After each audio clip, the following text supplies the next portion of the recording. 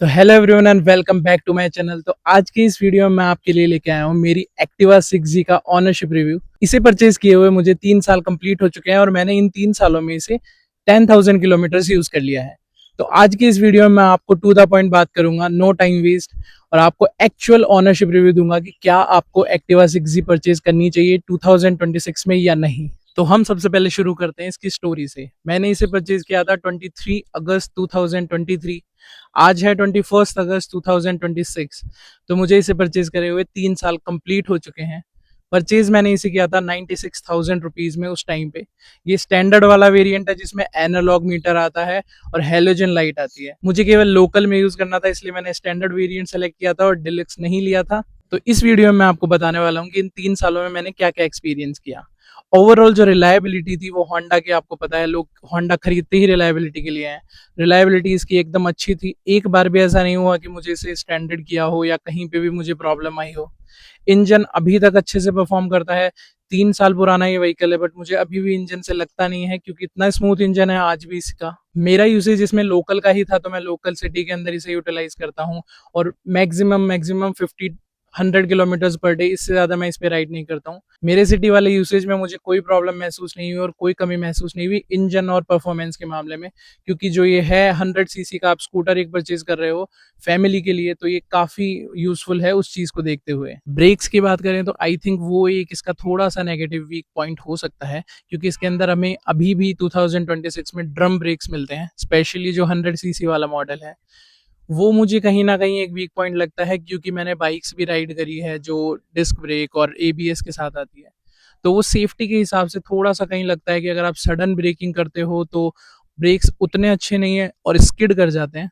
ऐसा नहीं है कि बाइट्स अच्छी नहीं है, ब्रेक्स की बाइट्स बहुत अच्छी है, बट स्किड करने का और एबीएस वाला मुझे वीकनेस लगता है इसके अंदर। ऐसा नहीं है ब्रेक्स अच्छे नहीं है, brakes are good, but they can be better. Suspension की बात करें तो सस्पेंशन मुझे इसका ओके ओके लगता है। मेरे एक फ्रेंड के पास में बर्गमैन है, मैंने वो भी राइड करी है, मुझे उसका सस्पेंशन इससे काफी अच्छा लगता है। इसका सस्पेंशन उतना अच्छा नहीं है, आपको बम्प्स के अंदर थोड़ा स्लो लेना पड़ेगा। बट अगर आपका यूसेज ज्यादा बम्पी रोड्स पे नहीं है तो मतलब ठीक है, उतना ज्यादा कोई इफेक्ट पड़ता नहीं है इसमें। कंफर्ट की अगर हम बात करें तो जैसा मैंने बताया कि मैंने इस पे 100 किलोमीटर इन अ डे किया है, तो उस हिसाब से ये ठीक है, कंफर्टेबल है, कोई इशू नहीं होता। थोड़ा सा सीट के अंदर आपको बैक साइड थोड़ा सा पेन होगा, बट और ज्यादा कोई इशू नहीं होता। कंफर्ट वाइज, पोस्चर वाइज ये ओके है, क्योंकि आपको बैठने के लिए, पैर रखने के लिए स्पेस मिलता है कंपेयर टू ए बाइक। तो उस केस में ये ठीक है। अगर आप मोस्टली लोगों की तरह इसे एक डेली कम्यूट या फिर लोकल यूज के लिए ले रहे हैं, तो ये आपको कोई कंफर्ट वाइज कोई इशू नहीं देगी। स्टोरेज की बात करें तो मुझे स्टोरेज में भी कभी कोई कमी महसूस नहीं हुई एज सच, क्योंकि जो यूज मैंने किया है, नॉर्मल सामान आपको रखना होता है, ग्रोसरीज वगैरह, तो उसके लिए स्टोरेज मोर देन इनफ है।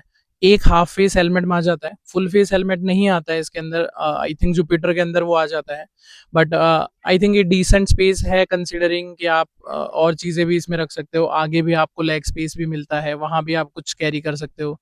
बूट स्पेस भी ठीक ठाक है, कंसिडरिंग नॉर्मल यूसेज, ग्रोसरीज और उनके लिए आई थिंक ये काफ़ी है। बिल्ड क्वालिटी की अगर हम बात करें तो बिल्ड क्वालिटी भी मुझे इसकी ठीक लगी, क्योंकि जो पार्ट्स हैं मुझे ऐसा कोई रैटल या कोई इशू कभी महसूस नहीं हुआ। 3 साल और 10,000 किलोमीटर, और मैंने लोकल रोड्स के ऊपर, बम्पी रोड्स पे भी इसे यूज़ किया है, पर मुझे कभी ऐसा महसूस नहीं हुआ कि जो क्वालिटी ऑफ पार्ट्स है वो अच्छा नहीं है, कंसिडरिंग यू आर पेइंग 96,000 और 1 लाख रुपीज फॉर इट। तो बिल्ड क्वालिटी में आपको कोई इशू नहीं आने वाला है। अगर मैं कंपेयर करूं जुपिटर या फिर माइस्ट्रो से, मेरे फ्रेंड्स माइस्ट्रो जुपिटर भी ओन करते हैं, बट मुझे पर्सनली जो इसकी बिल्ड क्वालिटी है वो बेटर लगती है। एक इशू मुझे आया है जो मैं आपको बताऊंगा वीडियो के अंदर आगे, तो वो आप देखते रहिए। उसके अलावा मुझे बिल्ड क्वालिटी में, पैनल्स में या किसी भी तरह का कोई इशू नहीं है। मेरे भाई के पास में भी सेम एक्टिवा 6G है, उसका पीछे से एक एक्सीडेंट हुआ था, किसी ने बम्प किया था यहाँ पे।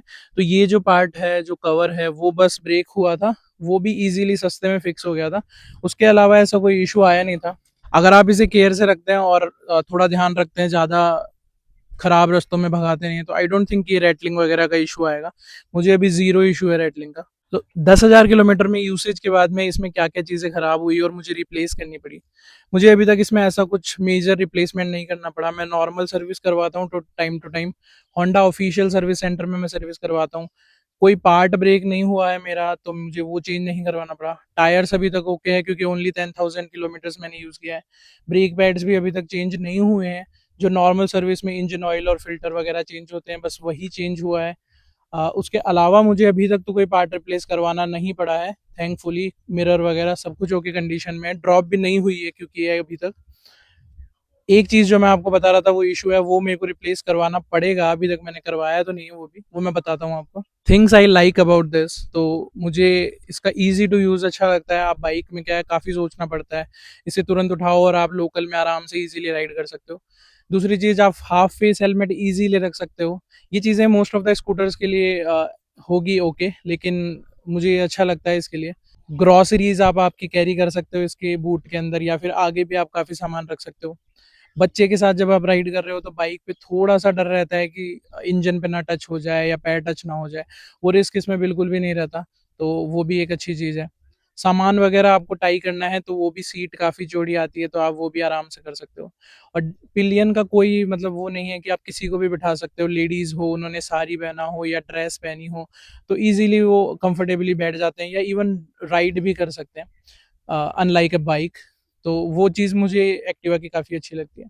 स्पेसिफिकली एक्टिवा में मुझे क्या चीज़ अच्छी नहीं लगती है, तो आफ्टर राइडिंग द बर्गमैन और after sitting as a pillion on a Burgman, मुझे रियलाइज़ हुआ कि जो सस्पेंशन है इसका, ये उतना अच्छा नहीं है।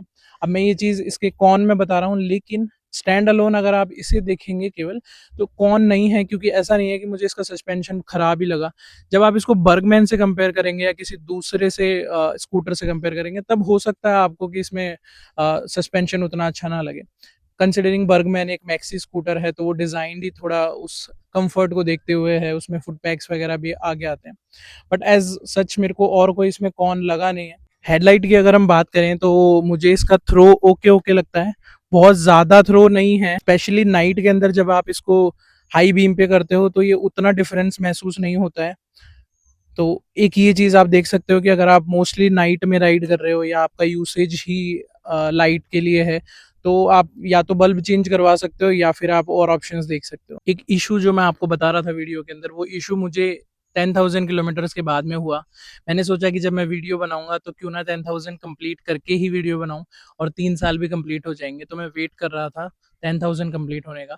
10,000 किलोमीटर्स मेरे कंप्लीट हो गए, लेकिन उसके थोड़े ही टाइम बाद, केवल 69 किलोमीटर्स के बाद में, जो इसका है ओडो है वो स्टॉप हो गया। ये एनालॉग वाला मीटर है, इसका ओडो स्टॉप हो गया, और जो एक्सेलरेशन आपको दिखता है, जो कांटा है एक्सेलरेशन का, वो भी मूव करना बंद कर दिया। फ्यूल इंडिकेटर अभी तक सही काम कर रहा है एक्सेलरेशन वाला, और जो ओडो है वो बंद हो चुका है। 10,069 पे बंद हो गया। ऑलमोस्ट 5-6 दिन पहले ऐसा हुआ था, मैंने सडनली नोटिस किया। तो इसका मैंने पूछा भी था होंडा एक्टिवा की जो ऑफिशियल उनका सर्विस सेंटर है, उसमें पूछा था, तो उन्होंने बोला कि 200-250 रुपये लगेंगे और ये ठीक हो जाएगा। मैंने ठीक सिर्फ इसीलिए नहीं करवाया क्योंकि मैं ये वीडियो बनाना चाहता था और मैं बताना चाहता था कि मुझे 3 साल में 10,000 किलोमीटर पे ये इशू आया। तो ये एक चीज़ आप देख सकते हो, ये एनालॉग मीटर है, तो आई थिंक इसलिए ये 200-250 में सॉल्व हो जाएगा मेरा इशू। अगर डिजिटल होता और वो फेल होता है तो मे बी वो थोड़ा एक्सपेंसिव पड़ता है। उसकी भी मैं वीडियो इस वीडियो के बाद में बनाऊंगा, जब मैं इसको ठीक कराने जाऊंगा। वो प्रोसेस भी मैं आपको दिखाऊंगा, अगर पॉसिबल होगा अंदर जाके सर्विस सेंटर में। प्राइस मैं आपको बताऊंगा ऑब्वियसली, एग्जैक्ट मुझे कितना वो लोग चार्ज करते हैं, और क्या इशू था, किस वजह से वो फेल हुआ, वो भी मैं आपको बताऊंगा। तो उस वीडियो के लिए भी आप चैनल को ज़रूर सब्सक्राइब करें और बने रहें, क्योंकि आपको उस वीडियो में भी हेल्प मिल सकती है अगर आप भी सेम इशू फेस कर रहे हैं। तो ओवरऑल वर्डिक्ट क्या है, क्या मैं 2026 में इसे रिकमेंड करूंगा, या मुझे अगर फिर से एक स्कूटर परचेज करना हो या किसी के लिए परचेज करना हो, तो क्या मैं एक्टिवा को प्रेफर करूंगा, या मैं जुपिटर या माइस्ट्रो या प्लेजर, या फिर अभी काफ़ी सारे ऑप्शन आ गए हैं डेस्टिनी, या मैं किसी और स्कूटर के साथ जाऊंगा। तो मेरा ऐसा है कि स्कूटर आप लोकल यूज़ कर रहे हो, फैमिली के लिए यूज़ कर रहे हो, तो मेरे लिए, और I think most of the लोगों के लिए, रिलायबिलिटी नंबर 1 पे आती है। उस केस में ये बेस्ट है, आपको कभी कोई इशू नहीं आएगा। पार्ट्स में आपको कभी कोई इशू नहीं आएगा, क्योंकि मैंने देखा है कि जब स्कूटर्स पुराने हो जाते हैं तो वो रैटल करते हैं और वो अजीब से लगते हैं, आपको मन नहीं होगा उनको राइड करने का। तो बिल्ड क्वालिटी मैंने आपको बताया और रिलायबिलिटी मैंने आपको बताया, इसकी मुझे A1 लगी। तो डेफिनेटली मैं रिकमेंड करूंगा कि आप ये चेकआउट करो। 2 या 3 हज़ार रुपये आई थिंक ये महंगा होगा जुपिटर से, मेरे हिसाब से, डिपेंडिंग आप कहाँ देख रहे हैं। But I think it is worth the price, क्योंकि आप 3-4 साल 5 साल इसे जब यूज़ करोगे तो आपको रिलायबिलिटी और पार्ट्स की क्वालिटी अलग ही दिख जाएगी इसकी। अगर आपको ये वीडियो अच्छी लगी हो और कंटेंट हेल्पफुल लगा हो, तो ऐसे ही जेन्युइन ओनरशिप रिव्यूज़ और जेन्युइन वीडियोज़ देखने के लिए आप चैनल को ज़रूर सब्सक्राइब करिएगा और ये वीडियो को ज़रूर आप लाइक करिएगा। अगर आपका कोई फ्रेंड है या फैमिली मेंबर है जो एक्टिवा लेने का सोच रहा है, तो आप ये वीडियो उसके साथ ज़रूर शेयर करिएगा और कमेंट में आप मुझे ज़रूर बताइए आपकी क्या राय है, आप किस स्कूटी को प्रेफ़र कर रहे हैं या आप खुद अगर कुछ ओन कर रहे हैं जुपिटर, एक्टिवा, माएस्ट्रो, तो आपके व्यूज़ मुझे ज़रूर बताइए कमेंट्स में। मैं कोशिश करूँगा मैं सबको रिप्लाई करूँ। Thank you very much for your support and I'll meet you guys in the next one.